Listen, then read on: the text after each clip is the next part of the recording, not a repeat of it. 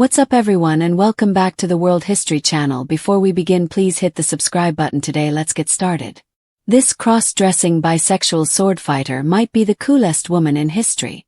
Picture a French dueler who kisses women at royal balls and kidnaps lovers from convents. No, it's not the Three Musketeers, it's Julie d'Aubigny, the coolest woman in history. Julie d'Aubigny, also known as Mademoiselle de Maupin, or Le Maupin for short, became famous for fighting duels and singing opera. She also dressed like a man, and her skills with the sword were so legendary that one time she had to rip off her shirt to prove she was a woman. La Maupin was one of many women who disguised themselves as men, and her fencing skills shocked France, just like women war heroes broke the mold.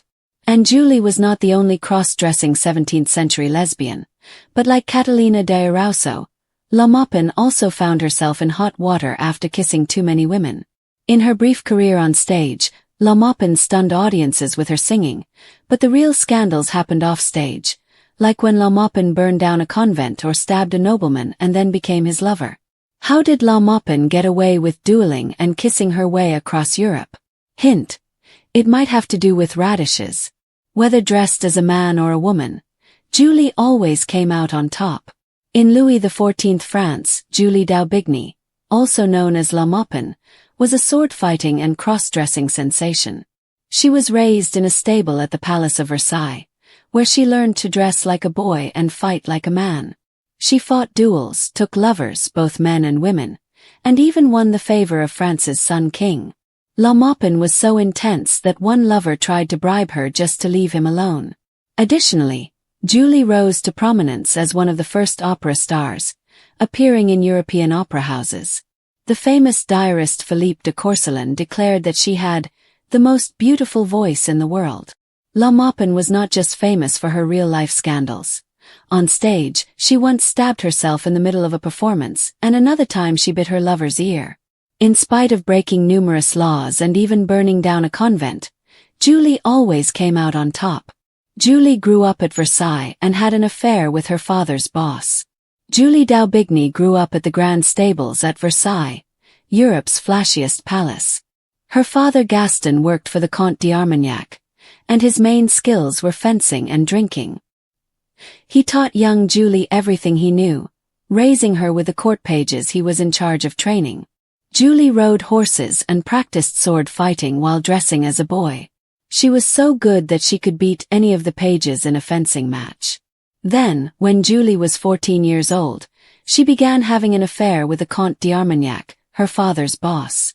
The Comte arranged a sham marriage for Julie as a cover, but Julie promptly got bored and took a new lover. After her new lover killed a man in a duel, she fled Paris. La Maupin joined a convent to date a woman and then burned down the convent. As a teenager, Julie seduced a merchant's daughter and began her first lesbian affair. The girl's family hid their daughter away in a convent to separate the lovers. Julie didn't stop there. She just went to the convent to carry on the affair. When La Maupin decided the convent was boring, she hid the dead body of a nun in her girlfriend's room and set the convent on fire, running off with her lover. The plot failed to trick the authorities, who sentenced La Maupin to death for kidnapping, body snatching and arson. The judges were baffled by La Maupin's gutsy actions. They refused to believe a woman had kidnapped a nun and burned down a convent, so they gave her the male title, Sieur. Julie showed that she was a woman by ripping off her shirt after a fight. Julie had fled Paris as a teenager with her lover Saran, a fencing master. Saran and Julie would perform fencing demonstrations while dressed as men. Julie would sing and offer the audience a duel against her during performances. After humiliating one man in a duel, he claimed she wasn't a woman at all, because no woman could possibly fence so well. Julie ripped open her blouse and told the audience to judge for themselves. That stopped the complaining. Even though Julie had no formal training in signing, the Opéra de Marseille hired her, which began her career as an opera star. Julie really shocked Paris when she kissed a woman at the royal ball and then dueled with 3 noblemen. La Maupin's opera singing made her famous, but her scandalous relationships made her famous among Parisians. She showed up to a royal ball thrown by Louis XIV dressed in men's clothes.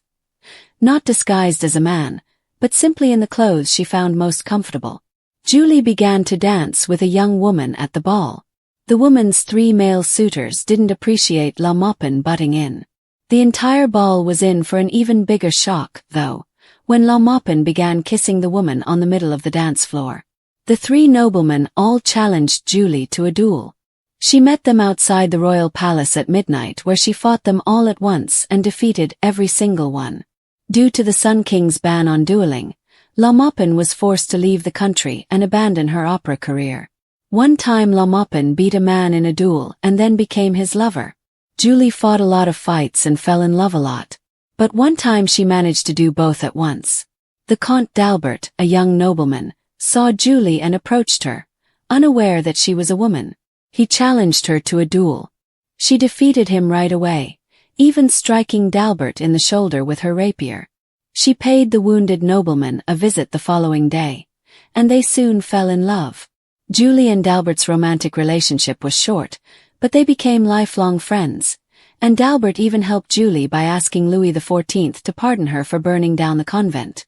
Julie didn't just attack people with a sword. Sometimes she also used radishes. La Maupin did not hesitate to challenge men to duels, and she almost always won.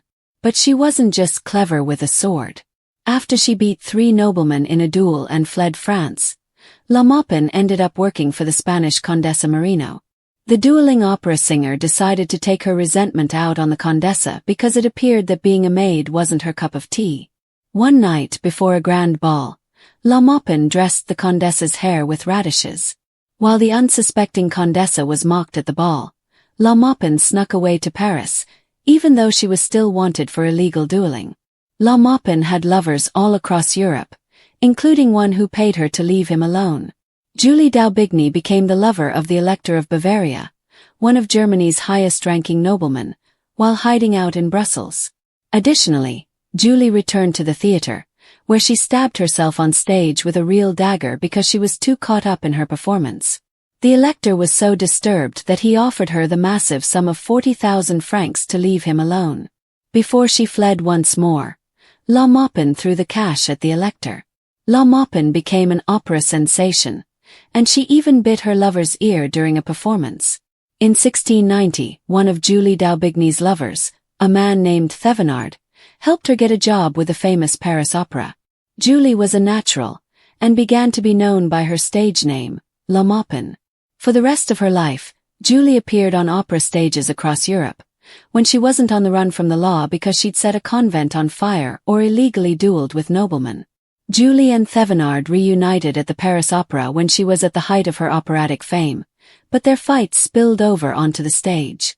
During one memorable performance, La Maupin bit Thevenard's ear so hard that she drew blood. Louis XIV pardoned Julie twice, since dueling laws only applied to men. Julie broke all kinds of laws in her brief period of fame. She also won over Louis XIV, the Sun King, who seemed to find Julie's dueling amusing. According to reports, when she fought 3 noblemen outside of Louis's royal ball, he reportedly mused that the dueling laws only applied to men and did not apply to women. The king also pardoned Julie for burning down a convent after another of her lovers convinced him that Julie belonged on the stage. Louis XIV was a big supporter of the arts, and he even invited La Maupin to sing for him at Versailles. La Maupin fell in love with France's greatest beauty. In 1703, Julie d'Aubigny fell in love with the most beautiful woman in France, the Marquise de Florensac. La Florensac had her own history of scandals. The king's son was so obsessed with her that she had to flee to Brussels to avoid his advances. And La Florensac was one of France's wealthiest women, known for her promiscuity. However, La Maupin was her first love. For 2 years the women lived together, until La Florensac fell ill with fever and died suddenly. La Maupin's devastation was so great that she left the stage and joined a convent, where she died at 33 years old. In her short life, La Maupin left behind quite a legacy as France's cross-dressing, sword-fighting opera singer. Julie d'Aubigny, more widely known as La Maupin, might truly be the most spectacularly outrageous woman history forgot to turn into a legend. She was born in 1673 to master swordsman Gaston d'Aubigny and the Comte d'Armagnac. She was raised in the Versailles court stables, right in the middle of Louis XIV's extravagant, gilded France. Her father trained her as he did the young noble pages, teaching her not embroidery or etiquette, but the deadly elegance of the sword and the masculine arts of riding and dueling, skills that would make her a terror and a sensation across Europe. By the time she was in her early teens, Julie could beat nearly any man she crossed swords with, and her passion for defying every social rule was already in full bloom. Her affair with the Comte d'Armagnac, her father's boss, began when she was just 14. To cover the scandal, the Comte arranged a hasty marriage for her to a man named Maupin, but Julie had no interest in settling into bourgeois obscurity. She quickly abandoned her husband and ran away with Saran, a roguish fencing master on the run for killing a man in a duel, thus beginning a legendary road trip that would be remembered more for the duels and seductions than for any destination they reached. Dressed in men's clothes, not as a disguise, but simply because she preferred them, Julie began performing public fencing demonstrations with Saran, thrilling and horrifying audiences by combining swordplay with singing, mocking her opponents while flashing glimpses of her femininity in ways both scandalous and self-assured. She made money with her blade and voice, but it was her audacity that turned heads, especially when she drew blood and bested men so thoroughly that one onlooker, humiliated at being beaten by someone he presumed to be male, accused her of being a man. Without hesitation, Julie ripped open her blouse in front of the crowd and declared they could judge for themselves, exposing not only her breasts but the impossible-to-categorize identity she wielded like a weapon. Fiercely female, unapologetically masculine, and entirely herself. Her early career as a performer was explosive. Literally. In one of the most notorious episodes of her life, she fell in love with a young woman, the daughter of a wealthy merchant.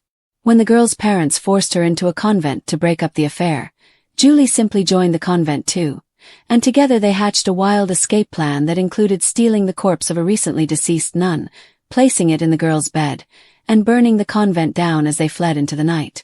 The story sounds like something out of a Gothic novel, but it was real enough for the French authorities to issue a death sentence against Julie for kidnapping, arson, and desecration. Crimes so implausible for a woman that the court records used a male honorific, calling her Sieur d'Aubigny.